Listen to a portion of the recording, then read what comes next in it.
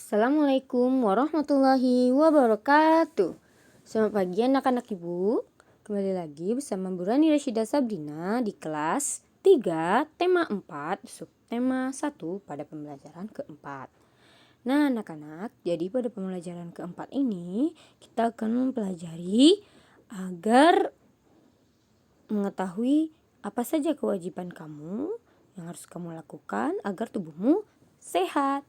Apa yang sudah kamu ketahui tentang hak mendapatkan makan? Jadi anak-anak, kita akan membaca permasalahan berikut ini dan memberi saran apa yang sebaiknya dilakukan dan berdiskusi dengan kelompokmu. Lalu sampaikan hasil diskusimu di depan kelas.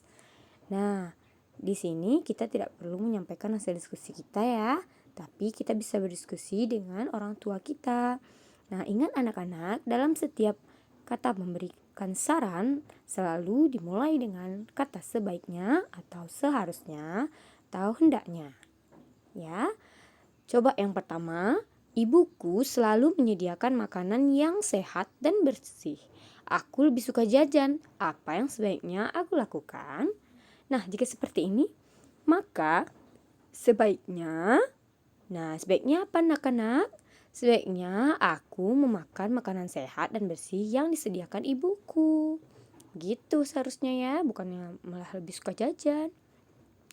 Yang kedua, setiap hari ibuku menyiapkan sarapan pagi. Aku sering terburu-buru dan tak sempat sarapan. Apa yang sebaiknya aku lakukan? Sebaiknya kamu bangun lebih pagi supaya tidak terburu-buru dan sarapan yang sudah disiapkan oleh ibumu. Nah, seperti itu ya. Jadi buat dari 1 sampai 5. Boleh juga seharusnya ya. Nah, selanjutnya kita baca kalimat-kalimat berikut. Kemudian jodohkan kalimat-kalimat berikut dengan permasalahannya. Nah, tuliskan nomor kalimat di dalam kurung.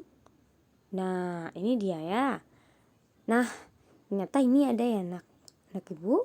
Jadi, dari 5 pertanyaan yang di atas ini, nah itu jawabannya ada di halaman 27. Nah, di halaman 27 kan ada 5. Nah, aku bersyukur masih memiliki makanan untuk dimakan. Nah, jodohkan kalimat berikut dengan permasalahan tadi ya.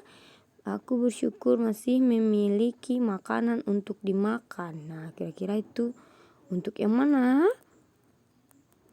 Nah, ini dia. Ayahku selalu berpesan, nomor 5 ya, agar aku menghabiskan makananku.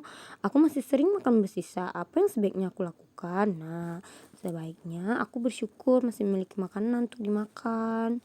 Jadi kita nggak boleh kayak gitu ya. Nah, berarti 1 ini 5. Nah, seperti itu ya. Yang kedua, sebelum makan, tangan harus bersih dari debu dan kuman penyakit. Nah, yang mana dia anak-anak? Nah, itu dia. Ayah selalu mengingatkan aku. Mana ya? Nah, ibu menyampaikan bahwa tanganku harus bersih ketika menyentuh. Ini dia. Ibuku menyampaikan bahwa tanganku harus bersih ketika menyentuh makanan. Aku merasa itu tidak penting. Apa yang sebaiknya aku lakukan? Nah, ini nomor 3 ini ya. Yang nomor 2 ini jawabannya 3. Sebelum makan, tangan harus bersih dari debu dan kuman penyakit. Makanya itu ya anak-anak. Selanjutnya kita akan berlatih. Setiap malam Udin dan keluarganya makan malam bersama. Udin berbahagia karena bisa makan malam bersama keluarganya. Usai makan malam, ia berpikir tentang kewajiban dan haknya berkaitan dengan makanan. Nah, berikut kewajiban dan hak tentang makanan. Mari kita bantu Udin memilih mana yang kewajiban dan mana yang hak. Nah, salinlah kembali dalam tabel berikut ya. Jadi kewajiban hak tentang makanan. Yang pertama, coba kita lihat. Bersyukur atas semua makanan yang ada. Itu kewajiban atau hak kita? Iya, itu adalah kewajiban kita. Lalu yang kedua, mendapat makanan sehat dan bersih. Itu apa anak-anak? Ya, benar. Itu adalah hak kita. Yang ketiga, makan makanan yang sudah disediakan. Nah, kira-kira itu kewajiban atau hak kita? Hak kita. Oke, anak-anak? Nah, silakan anak-anak ibu buatlah buatlah di dalam buku latihan ya jika sudah diminta oleh gurumu. Oke, selanjutnya kita akan melihat Mencoba, kamu sudah mempelajari kewajiban dan hak yang berkaitan dengan makanan. Pernahkah kamu melaksanakannya di rumah? Nah, ceritakan dan tulislah di tempat yang tersedia di sini. Jadi, jika anak ibu punya pengalaman tentang makanan, anak ibu bisa menuliskan di sini ya. Setelah makan malam, Udin membaca buku pada pukul 8 malam. Udin pergi tidur.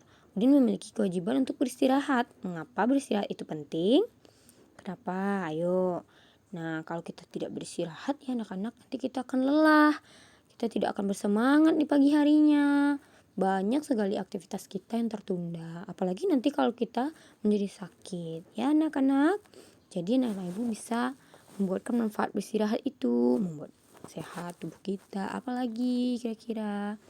Nah, kemudian, pernahkah kamu tidak tidur di malam hari? Apa akibatnya? Bagaimana rasanya jika kamu tidak tidur dengan nyenyak? Nah, ayo. Bagaimana rasanya jika kamu tidur dengan nyenyak dan apa akibatnya jika kamu tidak tidur? Nah, kira-kira apa anak-anak? Kalau ibu tidak tidur di malam hari, besok paginya akan letih, sakit, tidak bertenaga. Lalu itulah akibatnya ya. Bagaimana rasanya jika tidur dengan nyenyak? Nah, ketika ibu tidur nyenyak, pagi harinya ibu bersemangat, bisa sehat, bugar badannya. Nah, begitu ya kira-kira anak-anak. Dan ibu bisa menceritakan pengalamannya sendiri juga. Nah, kegiatan bersama orang tua kita pada hari ini adalah membiasakan anak tidur dan bangun secara teratur. Sekian pembelajaran kita anak-anak pada hari ini. Semoga anak-anak ibu mendapatkan pembelajaran ya. Wabillahi taufiq wa hidayah. Wassalamualaikum warahmatullahi wabarakatuh.